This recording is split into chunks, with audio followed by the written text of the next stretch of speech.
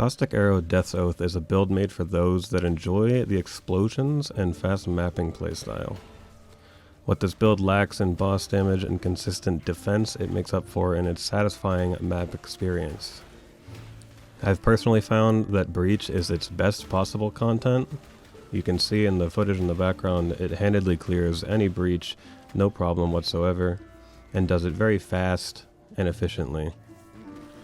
Now I'll just get right into doing the ratings at the beginning here, and I'm going to rate 5 different categories on a scale of 10. First is going to be mapping. How good is the mapping experience with the build? It's a 9 out of 10. The only thing making it not a 10 is that you'll have the occasional deaths from your inconsistent defense and general lack thereof.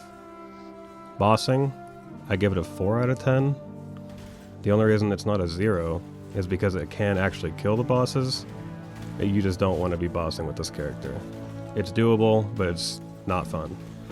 I would say the gearing, in terms of the cost and complexity of the items, and how difficult they are to get, and I'm only including this as a trade, I don't care about SSF, I give it a 7 out of 10. The gear is very straightforward, you know what you're getting, but it can be annoying to acquire, especially early in the league. A rating for fun, I give it a 9 out of 10. And again, it would just be a 10 if you didn't have that occasional death that really does, get on your nerves. And can this be a league starter? No. Technically, yes. But no, don't do it. I personally level with Wintertide brand, doing Cold Dot with the Occultist Ascendancy, and take that into maps, get my first 2 stones, and then I can switch to Caustic when I feel like I have enough money, and that's exactly what I did this league, and I swapped at about 20 divines worth of gear, and it felt okay. Alright, so let's talk about how this actually works. So the heart of the build is the body armor, the Death's Oath. This is going to be what makes your mapping so smooth. It's what makes this build truly unique, and it got buffed in 3.2.6. About its 25% damage buff, which is quite substantial. I did notice it because I've played this one time in another league before, and I could definitely tell it was more. Gets you started on the damage earlier in the league a lot faster. And the way this actually works is you just get 6 sockets on your Death's Oath, and any support gem that you put in it that works with Death Aura will link to it. And what Death Aura is just a straight up chaos damage over time aura around you that is always on no matter what you're doing. And the best in-slot support gems, and basically all of the ones that even work with Death Aura, is Efficacy, Increased AoE, Less Duration, Void Manipulation, Swift Affliction, and Life Tap. That means that you always want to have it be 2 green, 2 red, 2 blue. And then you have Caustic Arrow for any sort of real DPS, and the Vol Caustic Arrow in particular is the one that does real damage. It does almost 3 times as much damage as the actual Caustic Arrow, so that's the one used for bosses. It also lingers on the ground for a lot longer than the regular Caustic Arrow does. And for Caustic Arrow, you want to have a bow like this. It's really easy to get this craft. It's a little bit expensive. It's like 10D, I think, or something like that to craft it. Maybe 8, maybe even 6. I don't remember offhand. But it's very easy to craft. Don't buy one. You're always going to do it cheaper by crafting it. But this bow will give you absolutely massive DPS increase. Like when I slapped mine on, that I crafted after playing the build for like about a day, it literally quadrupled my damage. It was that important, so it is genuinely insanely strong. And that's one of the reasons I suggest you don't league start with a build like this, because the real power comes out of items that you can't craft on like day 1, 2, 3. So, well, maybe 3. There will be instructions on how to craft this bow in both of my POVs and in the description of this video. Now, Death Aura by itself and Caustic Arrow by itself is not so special. If you played this on a different character, wouldn't feel that great. But, because we're an occultist, we take advantage of all 4 of these nodes. They're all extremely powerful for this whole setup, with the most powerful being the explosion. That's what makes the mapping so smooth and so great. But of course, you get a little bit of generic more chaos damage, you get disabling enemy regen, you get minus to chaos res for the enemies, and you get chaos res, which is actually insanely value when you're wearing the Death's Oath because you're always taking chaos damage. But also, the additional curse and the hexproof is really important because first of all, you can't explode anything that isn't cursed, so you need everything to be cursed. And this also, you run Blasphemy support with 2 curses, Despair always, and then you can basically choose between Temporal Chains, Enfeeble, or Punishment. It just depends on what you like. I've always preferred Temporal Chains. It's by far my favorite. And we can use an amulet called Impresence. With the right rolls on it, you can have Despair cost no mana when it's reserved as an aura. And you can even get a better version that allows you to have a second curse that reserves nothing. So you could do Despair plus Temp Chains, Enfeeble, or Punishment, and both of them will reserve 0 mana, which gives you a shit ton of room for your other auras. You can kind of like pick and choose what auras you want to run, to be honest. Okay, and now I'm going to hop over to POB, because everything from here on out is kind of specific and detailed, so let's do it.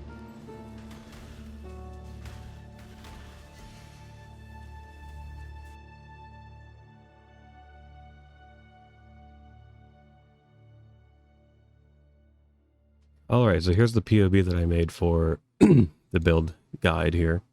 It's pretty much everything you see here is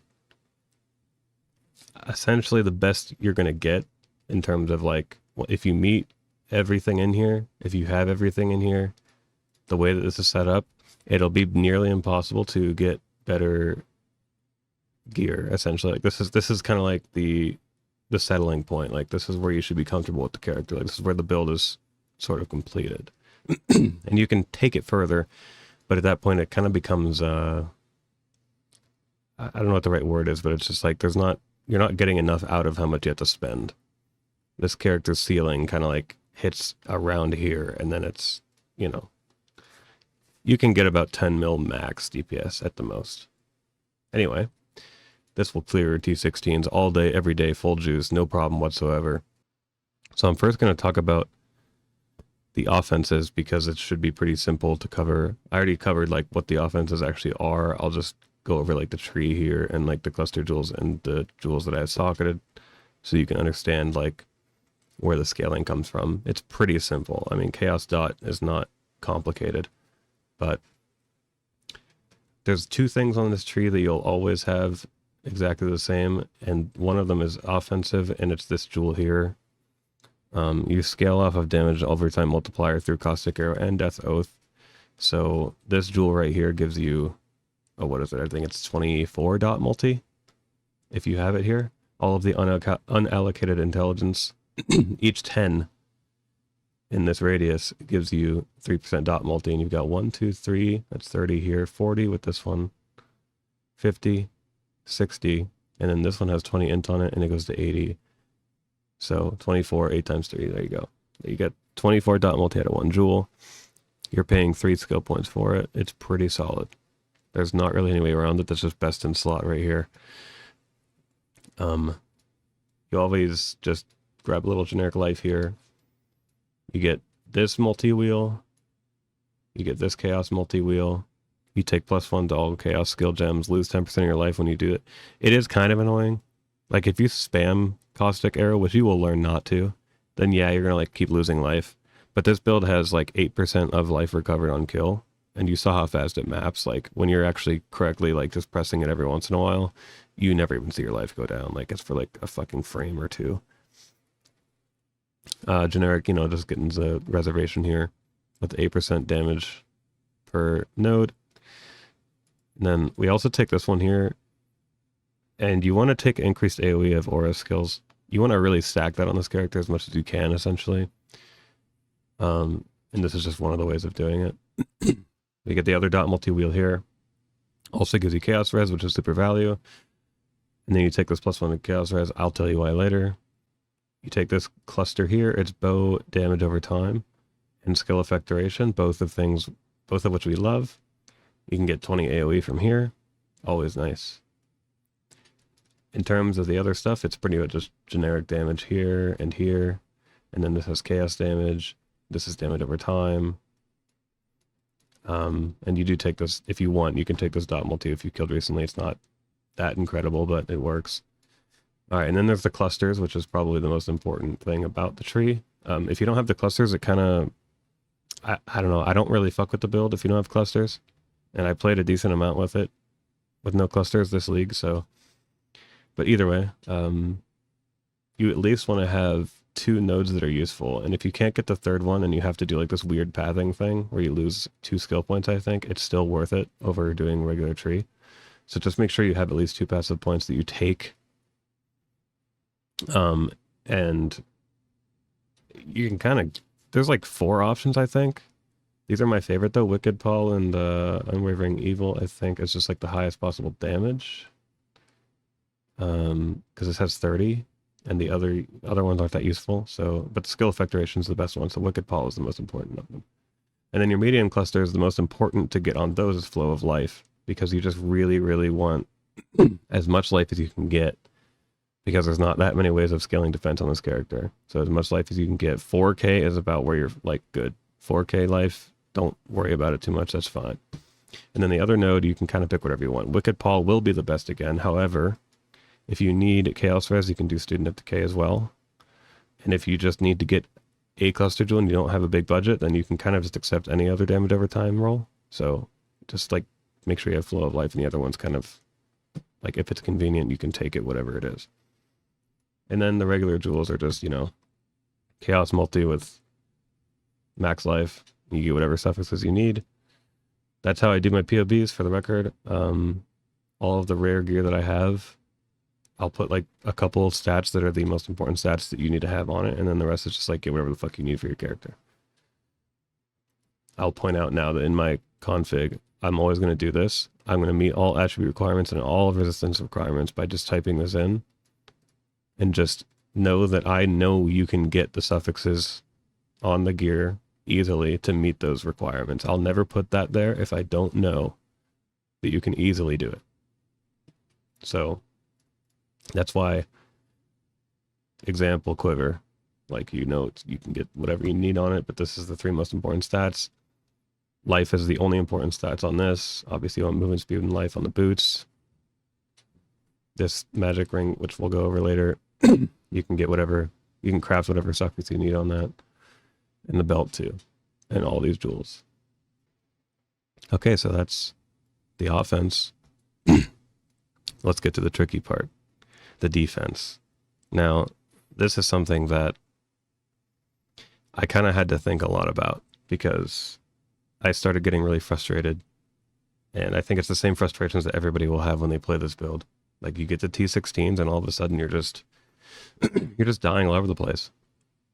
And I'm basically going to show you, like, this is, I think I've experimented enough to know that the best possible route is the one that I included in these guides, because I went from wanting to re-roll off the build on day 2 to on day 3 being like farming breaches, like the shit you saw. And it's because of some tech that I halfway discovered someone else using with the mercenaries. It made just the biggest difference ever. But I'll just go over every single layer of defense you have, and it's not meaningless. It's just that it's not consistent, and it's not good against damage over time. So anyway, we'll start here because it's one of the cooler mechanics, and I think it's maybe one of the stronger ones, because we already stack Chaos Res. And we use Eldritch Battery, by the way. I forgot to put that in this POB. There it is. Because we use Eldritch Battery, you don't care about our ES at all. And so what this does is you end up with 81% Chaos Res, right? And 50% of the elemental damage you take goes to Chaos. And this adds 11.5% to your LE max hit and makes your Chaos max hit fucking massive, right? So this is a insanely strong value timeless jewel. All you have to do is make sure you have the Glorious Vanity with the Jibakwa in the modifier. Whatever you get from these, you know, it's all pretty random. You can use POB to find better ones, but I don't think it's that worth it with this one, where you only have like tiny nodes that don't matter that much. Like, you'll probably be happy with whatever you get. So that's the first layer. That is cool, I guess. I don't think there's anything else in the tree. Yeah, tree-wise, there's not really much. Just max life. This gives you recover on kill, which is really nice. Feels really good on this build.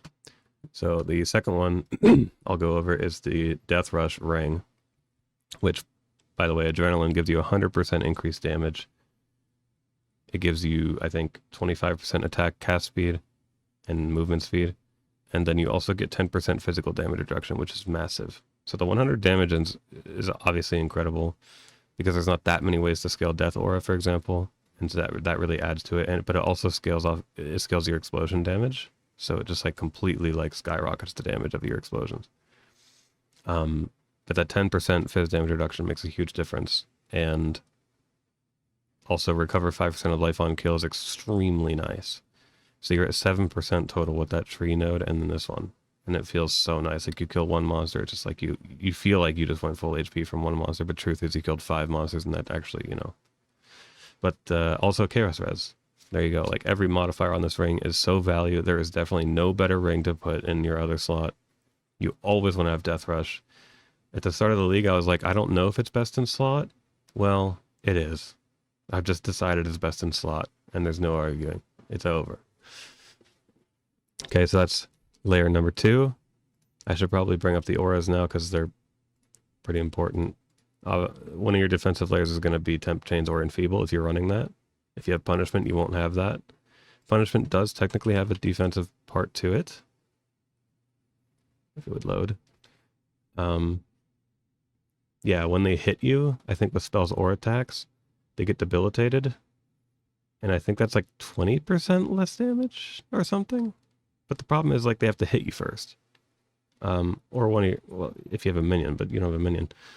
You have a merc, I guess, but it's just, you can't rely on that kind of defensive layer. So it's either Temp Chains or Enfeeble. I've always liked Temp Chains better. I think it just feels better. Like, the more time you have to react, the better. And Enfeeble is just like not, it doesn't slow them down. It just gives you a better chance of surviving one-shots. So Temp Chains is my absolutely preferred one. By the way, I'll just say now you can get Enfeeble as well. If you get your Mercenary to have +1 curse, and then get Enfeeble on hit, probably through your Glove Corrupt, then they will apply Enfeeble and it won't override your curses. So that's one of the defensive tricks with your Merc. And if you're using a Kineticist, which you will be, they use like Kinetic Blast and they cover the entire fucking screen. So that on hit is going to hit every single fucking monster on the screen. So everything's going to be enfeebled too. Very reliably. It's very reliable. Because your Merc doesn't fucking die in this game. It's crazy. Okay, so you also run Flesh and Stone. And because we scale so much aura AoE, this covers the entire screen. So it's basically 20% less damage from everyone in that aura. It's very nice. Only very distant enemies will ignore this. Mandatory aura. And then there's Vitality. Now, I stopped using Vitality because I wanted to use Herald of Ash. And so I did some trickery with my tree to use Herald of Ash because it just makes it look prettier. That's why it looks so pretty in the video. It's because I'm using Herald of Ash. You don't need Herald of Ash at all. It doesn't actually do anything for the build. It just makes it look pretty. Vitality is always better. So don't try to be like me unless you also like the pretty stuff. You know, it's if you want to do it, then do it. I'm totally all about it. So I guess this is technically defensive layer. You just use Steel Skin on automation, but more importantly, this procs Life Tap, which gives you the damage buff on Death Aura. That's what's most important here. But obviously, Steel Skin is, you know, bleed immunity. Nice little shield that you can get. Okay. Now for the two complicated ones. This helmet, which I believe drops from the Maven, maybe even Uber Maven, if I don't remember, but put your auras in this helmet because you get +2 to gems. And if you're using Enlighten, if you are like somehow switching it up a little bit and using Enlighten, then it also gives Enlighten +2. So I think it makes it 80% reservation multiplier, so it's really strong. I can only imagine if you got the 90% reservation multiplier implicit on this, you could probably fit in like you could probably fit Determination on here with all the other auras too, but Totally unnecessary, but anyway, damage of enemies hitting you is unlucky while you have a magic ring equipped. It's meaningful. You know, if it's like a lightning damage, or if it's a crit, which actually, no, ignore the crit statement, but you know, it's like, it matters a little bit. How much it matters, I don't know. But the real important one is if you have a magic ring in your left slot, you're crit immune. And that is solid. Like, that is a solid defense layer because you're making a character that's for mapping. And really common map mod is crit. Really common rare mod on rare monsters is crit. And will one-shot some people, especially a character with little defenses. And if you, like, something I was doing is, like, I would roll a map that had a bunch of curses on it, but it didn't have crit on it. I would just switch my rings. Put my ring in my right slot, because then you get hexproof. If you have curse reduction on a flask, which I do, and then you get like a little bit of curse reduction on like jewels or something, you can just completely ignore that. But that's a little trick you can do. If you roll a bunch of curses and you know the map's going to be cringe, you can just switch slots like that. So this helmet's awesome. I consider it best in slot. I think it's probably really hard to make an argument for something else, but like I could see a world in which you somehow get Fizz converted to an element helmet, some kind of influence thing that might be better in some ways. You could get more life and like more stats out of it, I guess. I'm not sure. But this one's just easy to set up and it's just nice. So, and as for your magic ring, you should pretty much always use an eye light ring because it just gives you chaos damage. Or you can use synthesized rings with whatever influences you like, I suppose, but they're going to get expensive probably. And make a nice synthesized magic ring. But yeah, you really just craft whatever suffix you want. You can do like the +1 frenzy for like 4% more damage or whatever, so that's cool. So amulet, another thing here is the Disciple of the Unyielding Anoint will give you endurance charges. While you're mapping, you'll always have them. 3 endurance charges, that's another defensive layer. You know, you're kind of just like, you're getting as much as you can out of these little things. But once all of these things come together, you can finally survive maps. Right, but then another thing on this amulet is the Maddening Presence for 10 seconds when you kill a rare or unique enemy. That makes enemies within this little circle that spawns around you deal 10% less damage. And I think 10% reduced action speed as well. So that's technically another defensive layer. Not reliable, but it is there. And last, but absolutely not least, is this Merc modifier right here. 15% of Fizz damage taken as fire, 15% of Fizz damage taken as lightning. I had to type it in like this because there's no way to get it in otherwise. But the tech it is using is you get the item called Pyro Shock Clasp. And this gives you enemies ignited by you, enemies shocked by you, have 15% up to 15% of Fizz damage converted to fire and 1 up to lightning. Okay, so you put this on your mercenary. And you have to make sure that your mercenary is igniting and shocking. And so when you're using a kineticist, because that's what you want to use here, it's going to cover the entire screen with hits. And so the best possible way to get these things happening is making sure that they're dealing any amount of fire and any amount of lightning damage. And then you get this amulet. Oh, what's it called? I always forget what it's called. It's a weird name. Rosh Kaldor. You get this amulet on them because it says always freeze, shock, and ignite. And that means that very reliably, the monsters in the map will have 30% of their physical damage converted to elemental damage. And you can see how big of a difference it's going to make to our physical hit here if I delete these. It's a 3,000 physical damage hit difference. And I can tell you that is huge. It genuinely makes the biggest difference. Like all of the things that were one-shotting me before, and like mercenaries, fighting the mercenaries, it made it so much better. Like I know you might think there's just a small number change here, but this number going up is so hard to achieve in this fucking video game. So this is incredibly valuable. And by the way, it's on Guardian Pinnacle Boss. Let's look at it for the actual mapping stats. Does it actually change? No, it's the same. Okay. Either way. So those are the defenses.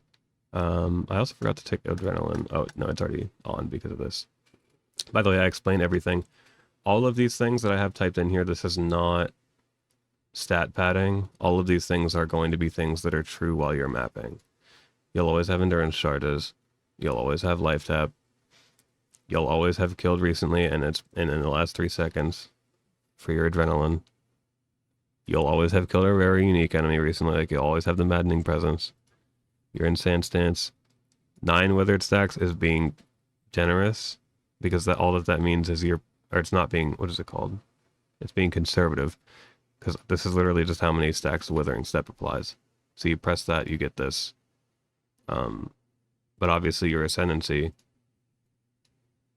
also applies wither every second near you, so you'll probably end up with a little bit more. Like against the map boss, it'd be like 10, 11, 12 or something like that before it's dead if you have a lot of damage. And yes, the enemies are all ignited, chilled, and shocked because of that combination that I said on the mercenary. And it is a 15 shock. I have checked. I mean, I think that's the minimum of shock, right? So it makes sense, but it is 15. I've watched the enemies with it on them. But that pretty much covers the build. I mean, it's let me think if there's something else to cover here.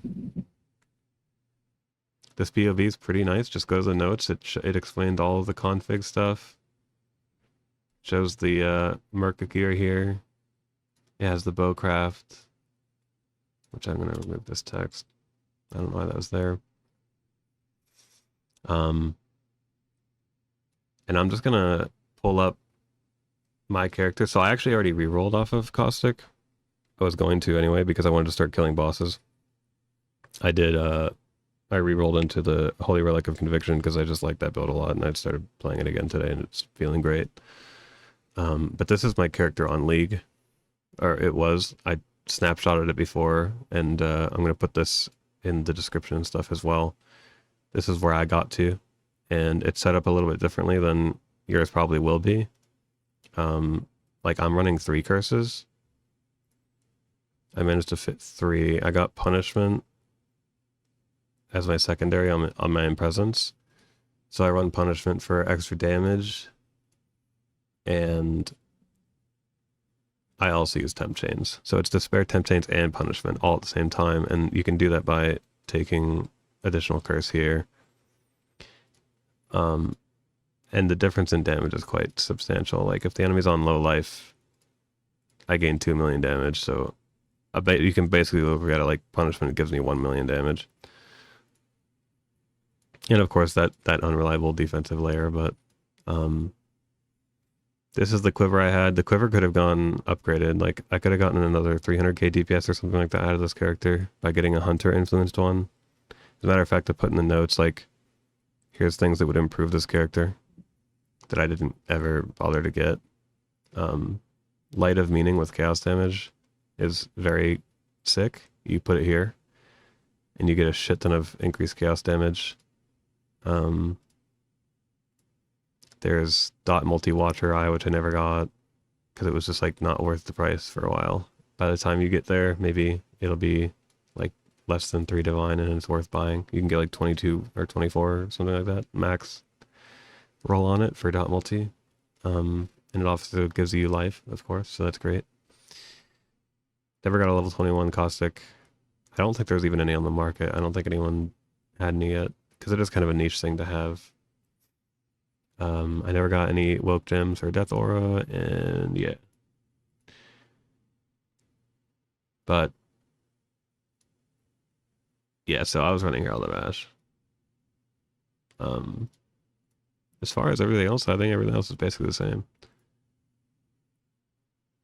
I used Bisco's Leash as my belt because I had the room to use it. And Rampage, if you can get it, like if you want, you can get it on your gloves. There's a couple gloves that have Rampage. I like Null and Void. But Bisco's Leash is probably the best one because the rarity is nice, right? You're mapping so fast like that you're always going to have like 1,000 Rampage kills and you're going to have nice rarity, and that's good for farming gold too, so.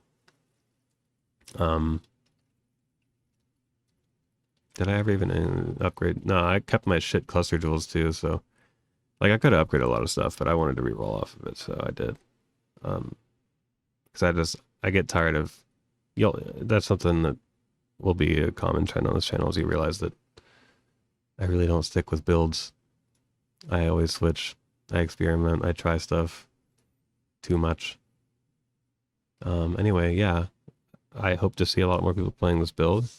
I think it's low-key one of the best mappers in the game, and I hope it catches on, because it deserves it. I think it's extremely fun. Yeah, thank you.